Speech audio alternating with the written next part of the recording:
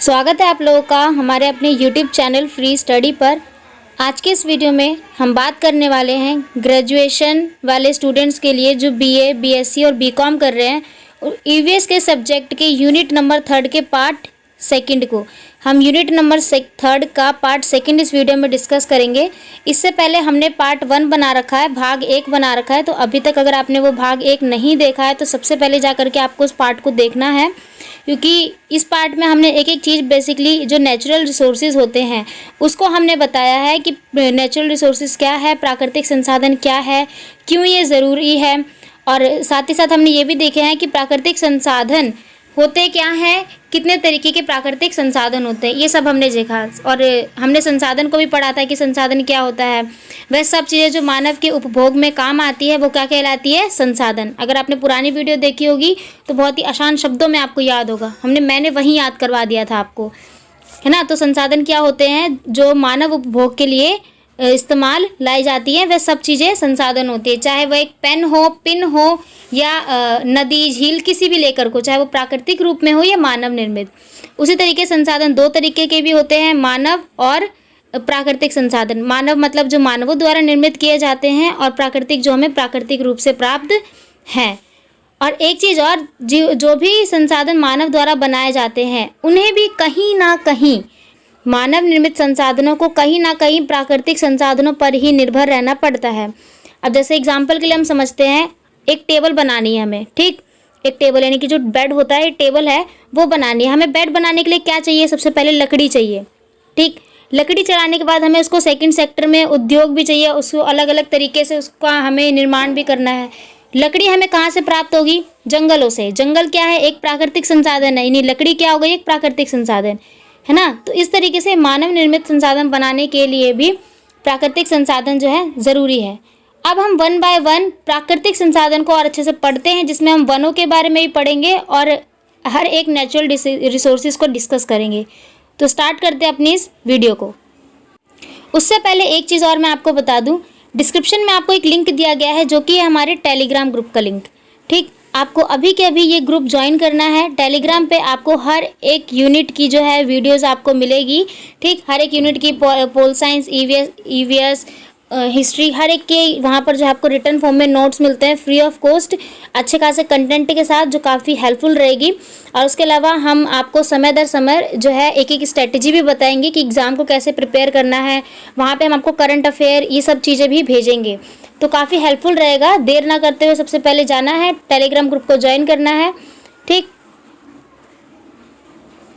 और बाकी जो भी डाउट होते हैं आप वहाँ से हमें पर्सनली चैट पे पूछ भी सकते हो। वहाँ पे हमने ग्रुप भी बना रखा है, डिस्क्रिप्शन ग्रुप, वो आप ज्वाइन भी कर सकते हो, जहाँ पे अपने जितने भी डाउट है वो क्लियर कर सकते हैं, है ना। तो देर ना करते हुए अब हम स्टार्ट करते हैं आज की अपनी इस वीडियो को, यूनिट 3 का पार्ट 2 ईवीएस बुक का, ठीक है। सबसे पहले हम समझेंगे प्राकृतिक वन उत्पादन क्या होते हैं। देखिए, प्राकृतिक मतलब जो नेचर है हमारा, वन यानी कि जो फॉरेस्ट, और उत्पादन जो भी हमारा प्रोडक्शन होता है ना। वनों से प्राप्त होने वाले उत्पादन, वनों से यानी जंगलों से प्राप्त होने वाले उत्पादन किसी देश के लिए महत्वपूर्ण प्राकृतिक संसाधन होते हैं, बिल्कुल होते हैं। उत्पादन किसी भी देश के लिए प्राकृतिक संसाधन होते हैं जो कि उस देश की आर्थिक समृद्धि में बढ़ोतरी करता है, यानी आर्थिक चीज़ों में जो है उसकी बढ़ोतरी करता है, अर्थव्यवस्था भी विकसित करता है। फर्नीचर का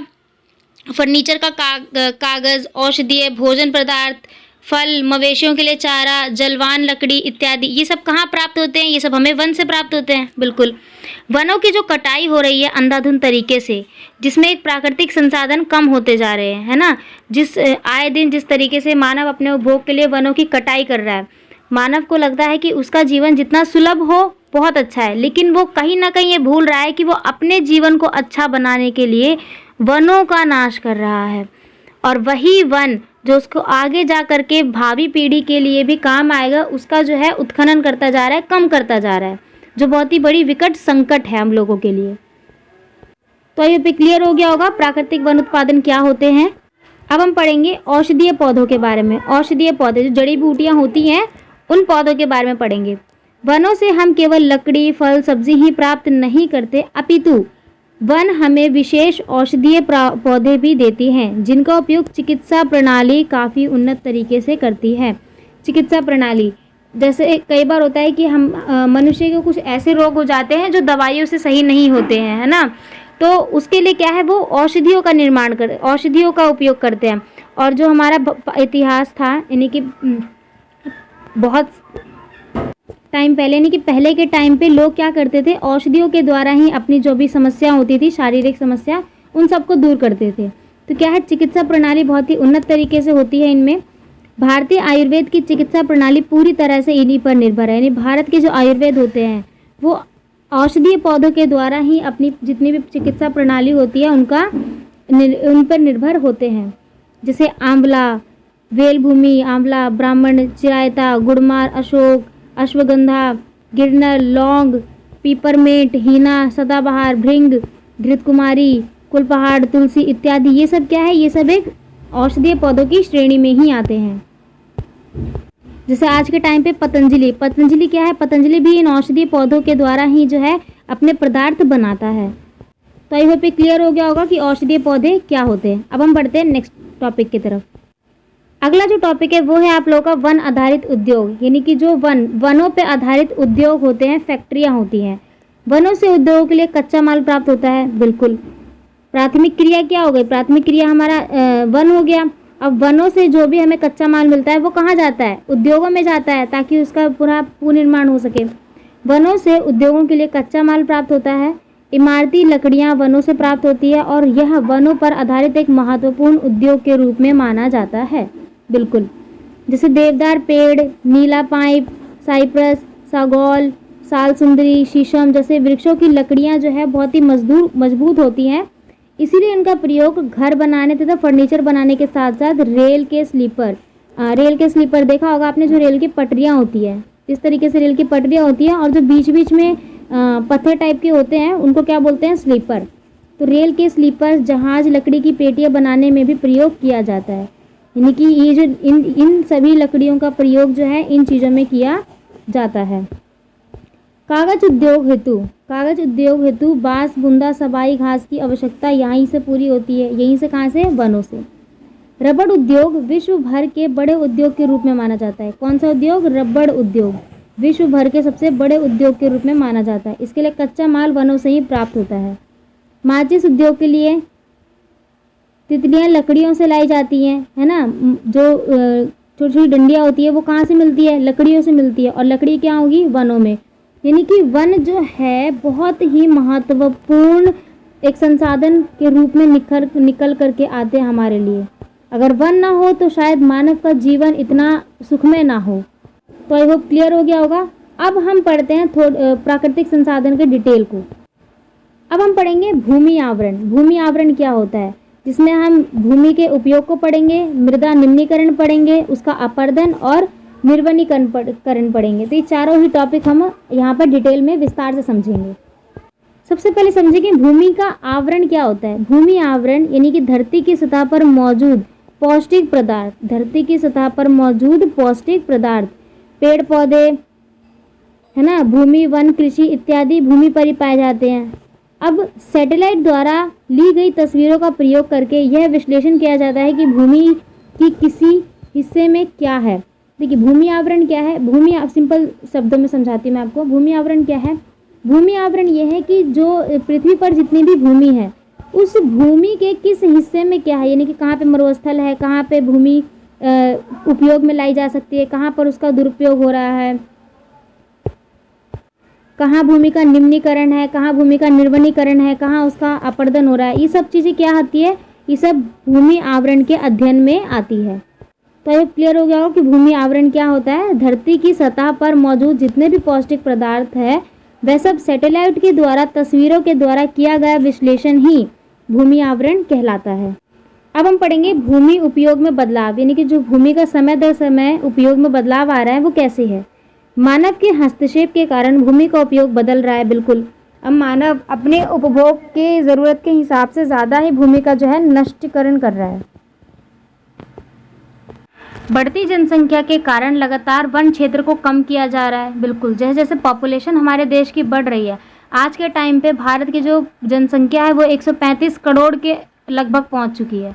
और आने वाले टाइम पे कहा जा रहा है, ये रिपोर्ट में भी कहा गया यूएनओ की, कि भारत जो है पूरे विश्व में जनसंख्या के स्थान पर नंबर 1 आएगा, यानी कि अभी चीन को भी छोड़ने वाला है। तो इतनी बड़ी जनसंख्या होने के कारण वन क्षेत्र को लोग जो हैं अपने उपयोग के लिए कम करते जा रहे हैं, अपने जीवन के उपभोग के लिए, उपयोग के लिए।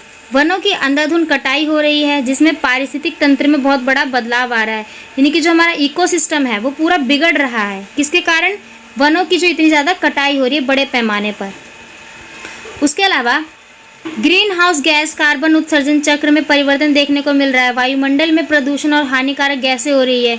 देखा होगा आपने, दिन पर दिन जो टेम्परेचर इतना बढ़ रहा है, दिन पर दिन जो टेम्परेचर इतना बढ़ रहा है, वो क्यों बढ़ रहा है? क्योंकि जो पृथ्वी है, पृथ्वी के अंदर सूर्य की रोशनी तो आती है, लेकिन दूसरी तरफ जो वन है, वन जो है, वन को हम काट रहे हैं, और वन क्या करता है? हमारे अंदर से कार्बन डाइऑक्साइड लेता है। अब जितनी तीव्र गति से वन कम होते जाएंगे, मतलब कि वो उतना ही कम कार्बन डाइऑक्साइड अपने अंदर ले पाएगा, और जितना कम कार्बन डाइऑक्साइड होगा उतनी ज़्यादा तापमान जो है बढ़ेगी भी, लोगों को सफोकेशन होगी, घुटन होती है।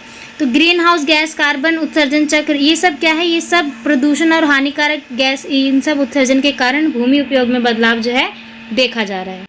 आई होप क्लियर हो गया होगा आपको। अब हम नेक्स्ट टॉपिक की तरफ बढ़ते हैं। अब हम पढ़ेंगे भूमि का अपरदन। अपरदन क्या होता है? भूमि की ऊपरी परत का क्षरण होता है, जिसे अपरदन कहते हैं। यानी कि भूमि की जो ऊपरी परत होती है, उसकी ऊपरी जो पहली परत होती है, उसको भूमि का अपरदन कहा जाता है। प्राकृतिक रूप से होने वाले मृदा अपरदन व मृदा निर्माण प्रक्रिया में एक प्रकार का संतुलन पाया जाता है। अब मृदा बनती कैसे है? अभी देखिए, ये बताऊंगी मैं आपको कि मृदा बनती कैसे, मिट्टी आखिरकार बनती कैसे है। लेकिन मानव के हस्तक्षेप से मृदा अपरदन की दर में वृद्धि हो रही है। अत्यधिक पशुचारण से मिट्टी पर घास कम हो रही है, जिससे मिट्टी जल तथा हवा से तीव्र गति से कटती जा रही है। वन पानी के बहाव तथा वायु की गति को कम करते हैं, लेकिन लगातार वनों की कटाई के कारण मृदा अपरदन की जो है गति बढ़ती ही जा रही है। मृदा अपरदन, इसको साफ लैंग्वेज में कहे तो मिट्टी का कटना, यानी कि मिट्टी का धीरे धीरे कम होना। अब देखिए मिट्टी बनती कैसे है। देखिए मिट्टी बनती कैसे? चट्टानें होती है, ठीक, चट्टानें होती है, चट्टानें टूटती है, ठीक। ये चट्टानें यहाँ से टूट गई, टूटने के बाद ये छोटे छोटे टुकड़ों में आएगी, वर्षा आएगी, वर्षा के बाद ये और छोटे छोटे टुकड़ों में जाएगा। धीरे धीरे करके इसका जो है अपरदन होता रहता है, मिट्टी का रूप ले लेती है। अब मिट्टी का रूप ले लेगी, एक जगह मिट्टी है, बारिश पड़ेगी, ठीक, मान लो यहाँ मिट्टी है, इस भाग में मिट्टी है, बारिश पड़ेगी, नदी बहाव आएगा, तो जो भी बहाव आएगा, अब अगर जल का बहाव आएगा, मान लो यहाँ बाढ़ आ गई, यहाँ मिट्टी है, पानी क्या करेगा? इस मिट्टी के ऊपर जाएगा। अब जिस तरीके से बाढ़ आगे जाएगी, यानी कि मिट्टी भी उसके साथ जाएगी, नहीं, एक जगह से दूसरी जगह मिट्टी गई, इसका नया रूप गया। तो इस तरीके से मिट्टी का निर्माण होता है। और वहीं दूसरी तरफ मृदा का जो अपरदन हो रहा है, वो भी दिन पर दिन बढ़ता जा रहा है। अब हम पढ़ेंगे मरुस्थलीकरण मिट्टी को। मरुस्थलीकरण, इसका मतलब क्या होता है? अभी देखिए, मिट्टी का उपजाऊपन खत्म हो जाना, जिसे मरुस्थलीकरण कहते हैं। जो रेगिस्तान है, जहाँ पे कृषि बहुत ही कम हो पाती है, नहीं होती है वहाँ पे, ना के बराबर। इसमें प्राकृतिक तथा मानवीय दोनों प्रकार के कारण हो सकते हैं। मानवीय कारणों से भी हो सकता है, प्राकृतिक कारणों से भी मिट्टी जो है मरुस्थली बन सकती है। जलवायु परिवर्तन तथा मानवीय गतिविधि इसके पीछे महत्वपूर्ण कारण है। शुष्क, अर्धशुष्क, निर्जल इन इलाकों की ज़मीन जो है रेगिस्तान में बदल जाती है। जब वर्षा नहीं होगी, उसको शुष्क वातावरण नहीं मिलेगा, जलवायु नहीं मिलेगी, तो क्या करेगी? मिट्टी मरुस्थली का रूप ले लेती है। यह वनस्पति भी खत्म हो जाती है, नहीं ना के बराबर होती है। अगला है आपका निर्वनीकरण। बड़े पैमानों पर वनों की कटाई को ही निर्वनीकरण कहते हैं, यानी कि बड़े पैमाने पर जो वनों की कटाई होती है उनको निर्वनीकरण कहते हैं। इसके पीछे बढ़ती जनसंख्या का दबाव है, ये हमने पहले भी डिस्कस किया। वनों में आग लगने की मात्रा भी बढ़ रही है, जिससे जंगल नष्ट हो रहे हैं। जिस तरीके से तापमान बढ़ता है, उतने में ही जो है कई बार वनों में जंगलों में आग भी लगती है, जिस वजह से वनों का नाश होता है। वनों की कटाई करके कृषि योग्य भूमि बनाई जा सकती है। उत्पाद प्राप्त करने के लिए वनों की कटाई हो रही है, और यही कृषि करने के लिए वनों का कटाई करना, ये इसका एक नेगेटिव पॉइंट भी है, ठीक, जिससे पारिस्थितिक तंत्र तो बिगड़ता ही है, साथ ही मृदा का अपरदन भी हो रहा है, जो कि एक विनाश की कगार पर है। तो ये था आप लोगों का पार्ट सेकंड। आई होप ये क्लियर हो गया होगा। पार्ट सेकंड में हमने क्या क्या पढ़ा। पार्ट सेकंड में हमने भूमि के बारे में पढ़ा, औषधियों के बारे में पढ़ा, प्राकृतिक वनों के बारे में पढ़ा, भूमि क्यों ज़रूरी है, कैसे इसका निर्वनीकरण हो रहा है, निम्नीकरण कैसे हो रहा है, अपर्दन क्या हो रहा है, ये सब चीज़ें हमने इस वीडियो में डिस्कस करी। अब आपका आने वाला है पार्ट थर्ड, जिसमें हम जानेंगे एक एक करके जल संसाधन, भौम संसाधन, इन सब के बारे में पढ़ेंगे। तो मिलते हैं अगली वीडियो में। Thanks for watching. बने रहने के लिए धन्यवाद। और साथ ही साथ अगर ये वीडियो पसंद आए तो हमारे चैनल को सब्सक्राइब ज़रूर करें, बेल आइकन को प्रेस करना ना भूलें, ताकि हर एक तरीके की नोटिफिकेशन सबसे पहले आप तक पहुँचे वो नोटिफिकेशन। और उसके अलावा अभी तक अगर आपने हमारे चैनल टेलीग्राम ग्रुप को ज्वाइन नहीं किया है तो अभी फटाफट जा करके उसको ज्वाइन करिए और कमेंट करके ज़रूर बताएं कि वीडियो कैसी लगी। Thanks for watching. बने रहिए हमारे साथ। तो मिलते हैं अगली वीडियो।